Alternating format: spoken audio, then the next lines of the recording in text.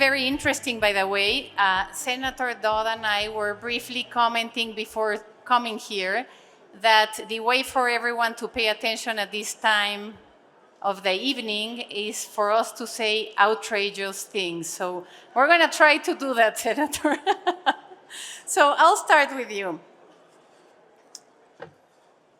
My first question. So North America is, of course, about trade. It is also about people, about culture, about values. So what does the North American region mean for you as country Sherpas? What can you share with us, Senator? Yes. I'm not a senator yet. I know. Well, first of all, thank you very much for the invitation to be here. And I'm very excited to be able to share a few moments with you. I spent almost 40 years in the United States Congress, and I was here many times for almost 26 years, part of the interparliamentary meetings between the U.S. Congress and the Mexican Congress. Unfortunately, those days are behind us, and I'm hopeful that in the future there'll be an opportunity to rekindle those bilateral conversations, which I thought were very important. Mr. Ambassador, it's nice to be with you. And Roberto, I've known for a long time, and so thank you as well. And Monica, I appreciate your acting as host. I was so impressed with the North Capitol Forum for several reasons. First of all is your sense of optimism. I've spent a lot of time, I was a Peace Corps volunteer under John Fitzgerald Kennedy en la República Dominicana. Entonces yo hablo español, pero con un acento del Caribe. Entonces no hay nadie aquí que me entiende. Entonces voy a hablar en inglés, si está bien con ustedes. But I was involved in Latin America over the years. Two of my brothers went to school here in Mexico. Another brother of mine was the ambassador in Uruguay and Costa Rica. And so this Irish Catholic family has had a long tradition, despite our lineage, coming from other places to be involved in the Americas. The forum, first of all, just the turnout here, to see this many people show up and to be a part of a discussion. I love your message here. You want positive ideas, not just the litany of the things that are wrong and don't work well. And so I want to be a part of that as you go forward. Now with the new administration here in Mexico, and we're going to have a new administration in the United States. I won't say anything more than that on November 5th. And you might know from my own political heritage where I stand on that issue, but I'm not going to engage in domestic politics in the United States this evening. But I love the positivism. I love asking people to be offering suggestions and ideas. And I love the fact that it's the key word, as I follow the forum's work, is collaboration, is working together. And obviously, USMCA has been a wonderful example of just that, collaboration. It's no longer just trade, it's important. Now it's production and trade, and the social benefits that have come about as a result of the relationship between Canada, the United States, and Mexico is improving dramatically in the lives of people in terms of healthcare, education, training people for the jobs of the 21st century and going forward. So I find it very exciting. I happen to be involved in something very similar, and I use the USMCA as the example. We've started something, President Biden, at the Summit of the Americas in Los Angeles more than 2 years ago, gave a speech, and he called it America's Partnership for Economic Prosperity. And basically the model that we're using is exactly what you're doing here. It involves countries south of the border as well as Mexico, the United States and Canada, but also nations out of the CARICOM countries in the Caribbean, countries like Chile and Colombia, as well as Guyana, Argentina possibly. There are now 14 nations that have joined together, and 8 more have asked to be a part of this collaboration, again, in the Americas, exemplifying or copying what you've achieved here between Mexico and Canada and the United States. If we can build that, recognize that this hemisphere, our hemisphere, is one of the richest, if not the richest, hemisphere on our planet in terms of water, forests, rare minerals, the list goes on in terms of the wealth we have as a hemisphere. And if we start working, collaborating together, we can benefit not only ourselves, but obviously many people around the world. Over 30% of the food you'll eat tonight or that people do every day come from the Americas globally. 50% of the fresh water in the world is in the Americas. 50% of the forests of the world are in our Americas. And I get out a long list of the wealth that exists in the territory we call the Americas. So, Monica, I'm delighted to be a part of this thing. I think the forum is a wonderful opportunity to talk about how we can come together and do what's been happening now for the last number of years between Mexico, Canada, and the United States. That's my point of view. Thank you. Excellent. Thank you, Senator. And now we will go with Ambassador Clark with a question of what does North America mean for you? Thank you very much. I've been in this job as ambassador to Mexico, a country which I love and respect deeply, for 5 years. So my impressions are very personal. I'm going to share some personal views. The first thing I'd say is, I think we have to go beyond the USMCA, or the CUSMA as we call it in Canada, or the TMEC as we call it in Mexico. There's a whole agenda to be explored on the North American front that we in government, that you in business, that academics, that journalists have to explore. That's the first thing I'd say. The second thing I'd say is all three countries have to recommit to the idea of North America, or at least commit to the idea of North America. Canadians have to learn to think beyond the most immediate trade irritant with Washington on softwood lumber, on dairy, or on transboundary water issues. We've got to think to Mexico. We've got to think to the rest of the region. Mexicans have to think beyond Washington. Mexicans are naturally obsessed with the relationship that they have with the US on migration, on trade issues, on water. Roberto can speak for hours about that. My appeal to my Mexican friends is North America is not just Mexico and the US. North America is three countries, and there are things that all three countries can learn from each other. And as to my American friends, I would say to them, North America is not just the US, with two sort of bilateral irritants on either side of the border. North America is a region connected, as President Sheinbaum said yesterday, with complementary economies.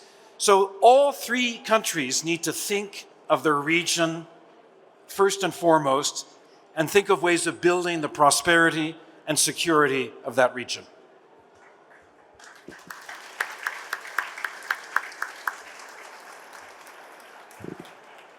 Thank you very much. I love the idea of committing to North America beyond the immediate challenge and beyond the immediate border, too.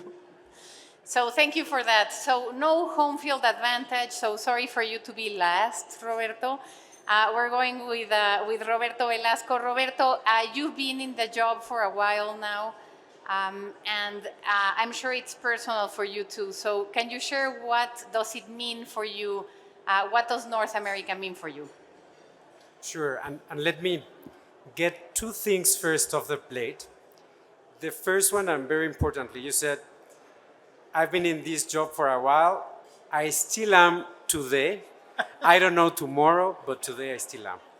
The second one, very importantly, Dr. Juan Ramón de la Fuente, the new Secretary of Foreign Affairs of Mexico, asked me to convey his greetings to both Senator Dodd, to Ambassador Clark, and obviously to the North Capital Forum, and obviously to the US-Mexico Foundation that is celebrating its 20th anniversary. Saying that, let me turn it over to North America, and I really liked some of the concepts that Senator Dodd and Graeme expressed.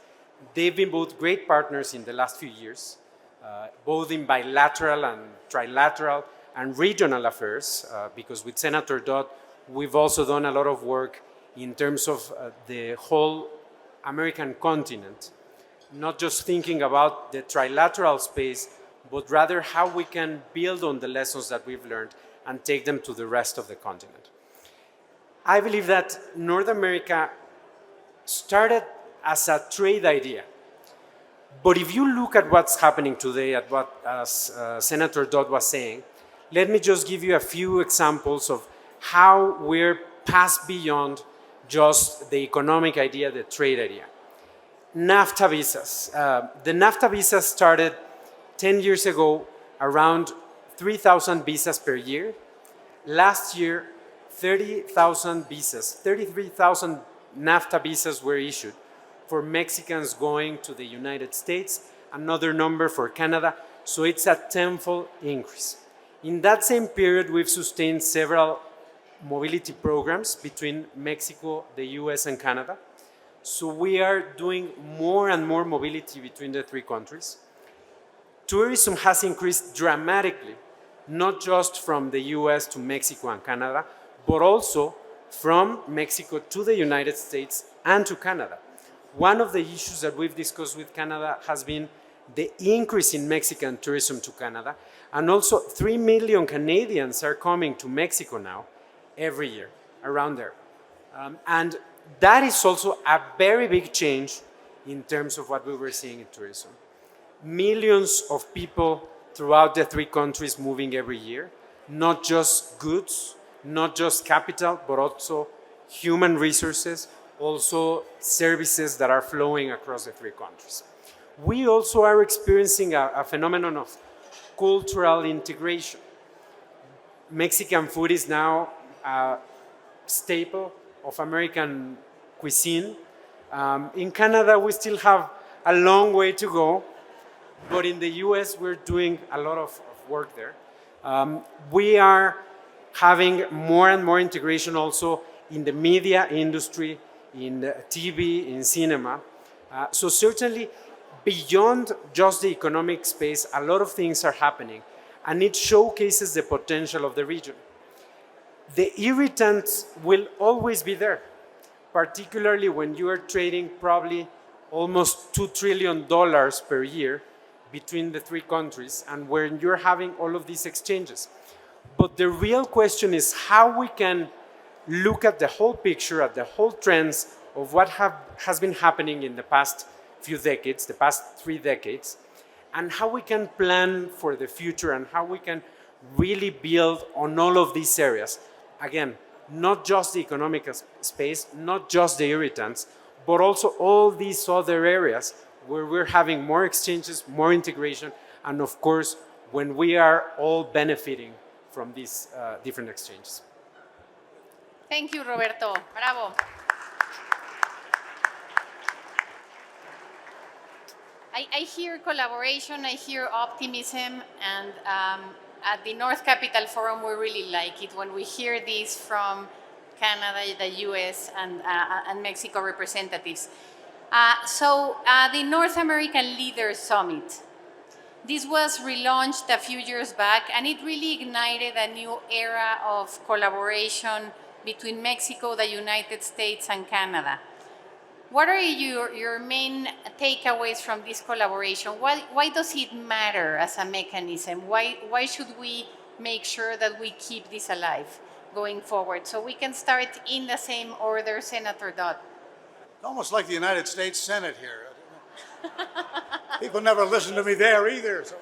You were going to miss the joke if you were being noisy, so it's worth it, you see?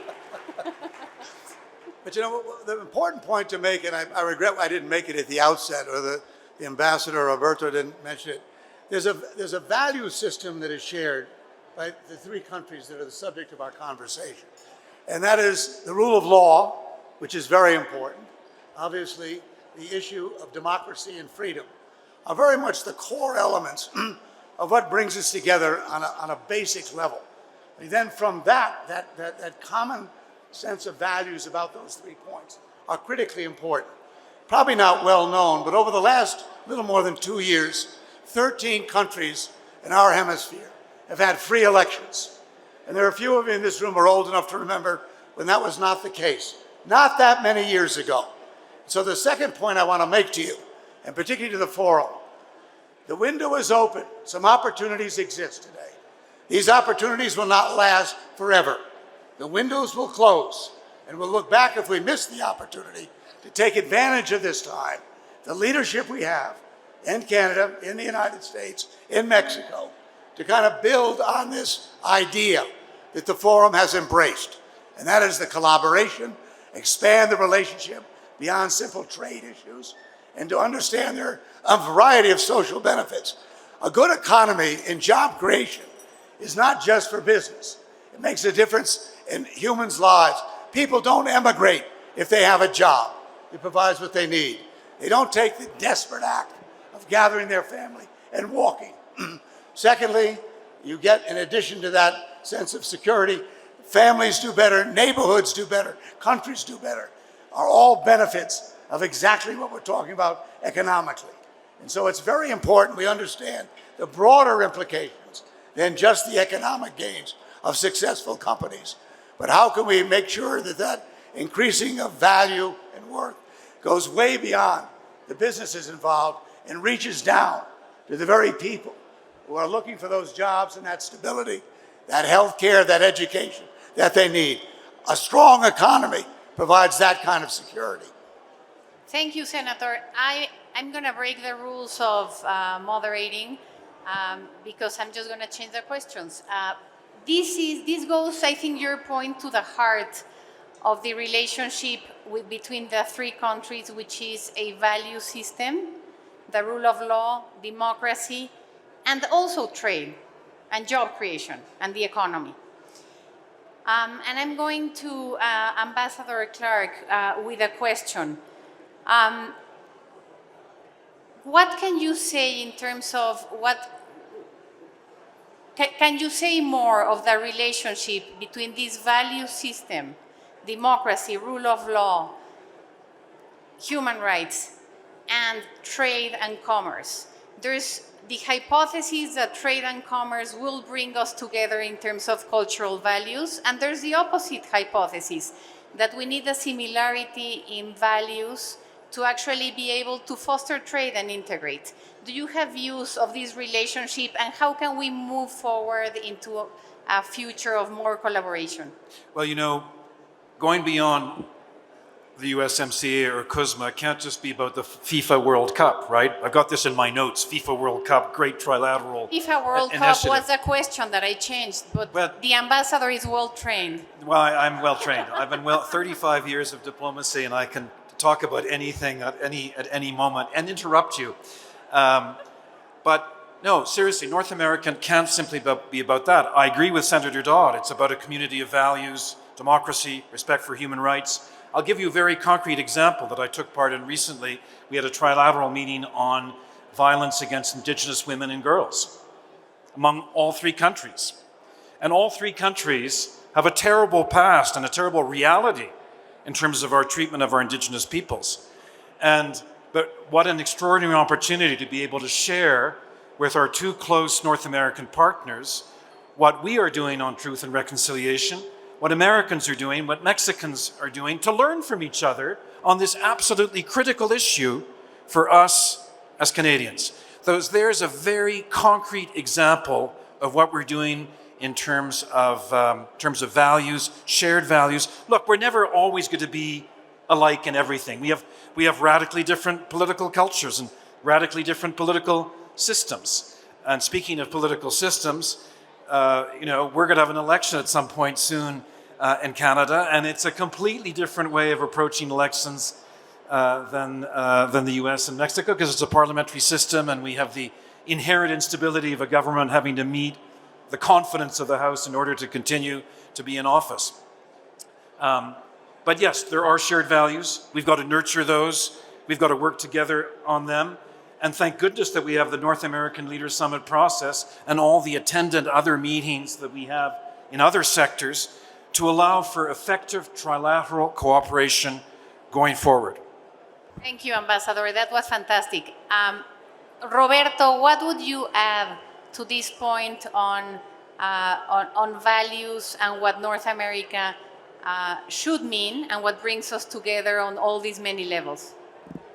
Let me also break the rules of moderation and come back to your original question, and then I'll come back to this one. on the nows, why it is important.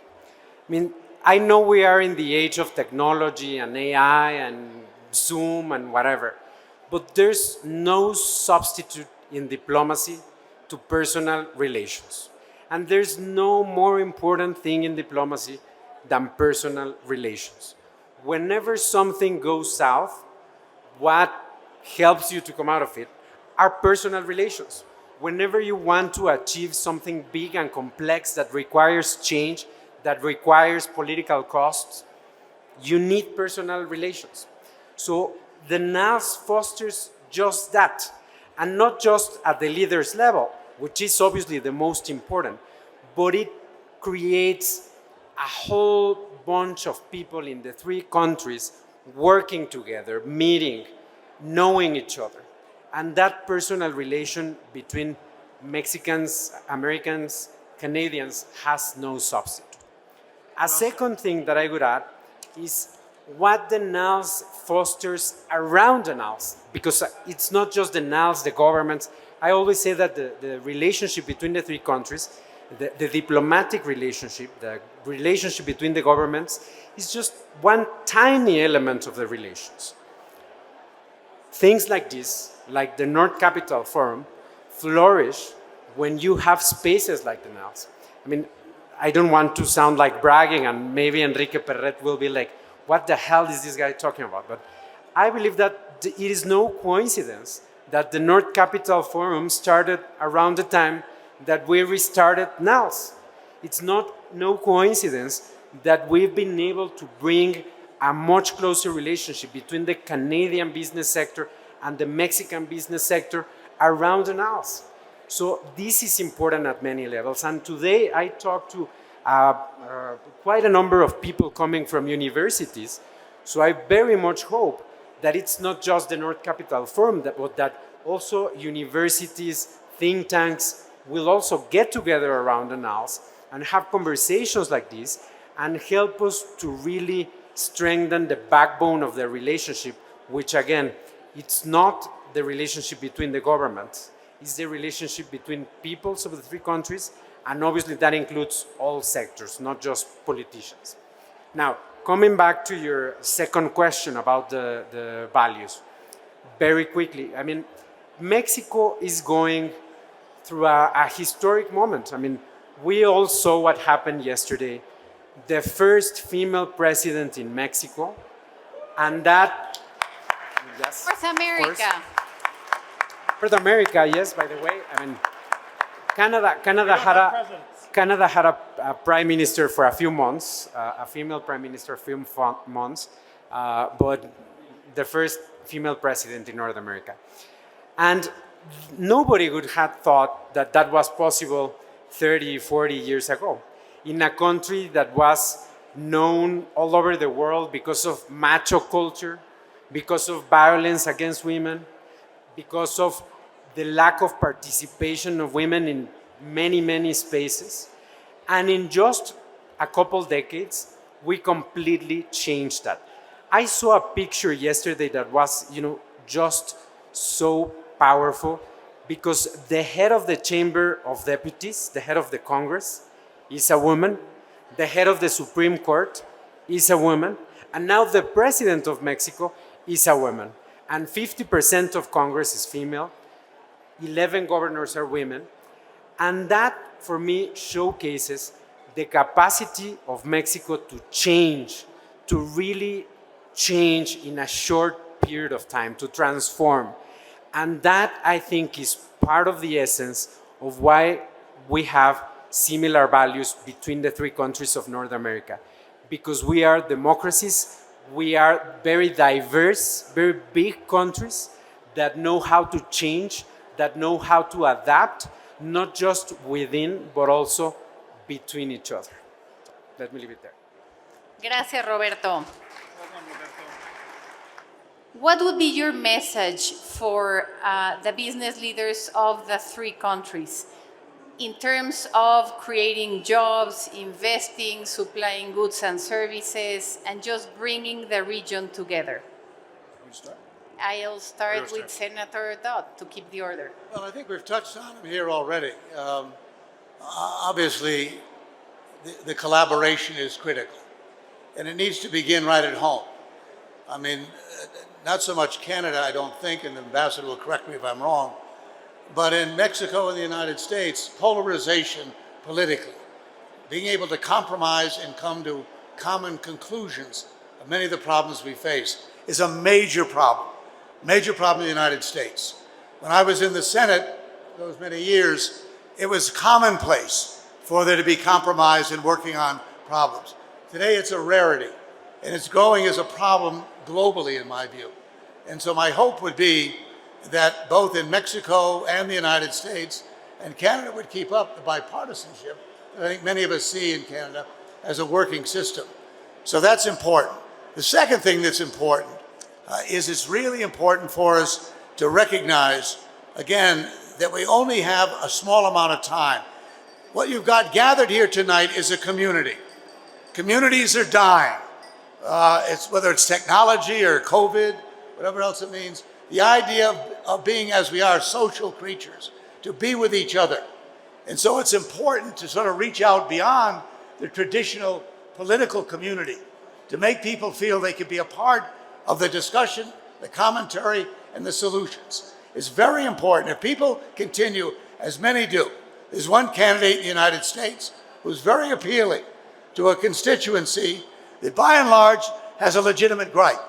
They're poor, they're broke, they don't have the kind of education to fit into the new economy. If we just treat it as a reflection of some bad politician, we miss the message. These are not bad people. These are people who have a reason to be angry. They feel left out and left behind. And every one of our countries have them. And so we need to also understand that we've got to restore this sense of community, that this is not just a battle for those of us who have businesses, but for those of us in public life, those of us who care about what happens to these people, and make sure that they're a part of the solutions, engaging them in a way so they feel part of that new community that we form. So I believe very strongly, in any group you talk to, talk about the value of community. When communities die, all of these other issues will also crumble away.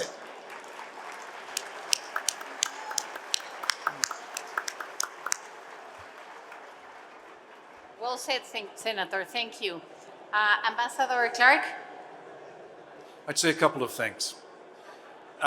To, I think, Roberto's point, somebody made the point about business people needing to get to know each other in the three countries. I would endorse that. There are existing relationships, long-standing relationships between the US and Mexico, but I think that has to be broadened to a trilateral dynamic among the three countries. And so that's the first thing I'd say, that let 1,000 flowers bloom and let the business communities in all three countries talk to each other, engage, get to know each other, share their agendas, think through strategically what they want from their governments. And that would be to my second point. What do we want from our governments in North America in terms of a trilateral discussion? And I'm sort of thinking ahead. I'm not thinking back. First of all, we need a conversation about China. The three countries, we need to sit down and have a conversation about China. The risks, the challenges, the opportunities. Okay? That's the first thing I'd say if I was a business person. Second, we need a trilateral conversation about migration and about labor mobility in the North American space.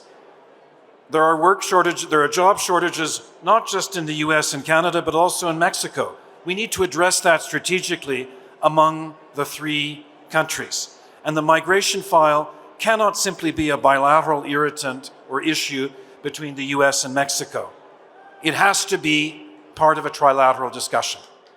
The issue of drug trafficking, its attendant violence, there are different approaches in all three countries, and maybe we can learn from each other on that. But we also need discussion about that. And that's to Senator Dodd's point about community and about the health of our societies. But let's have the discussions about the difficult things. Let's not just craft an agenda for the next North American Leaders Summit that avoids all the difficult things. We've got to face them.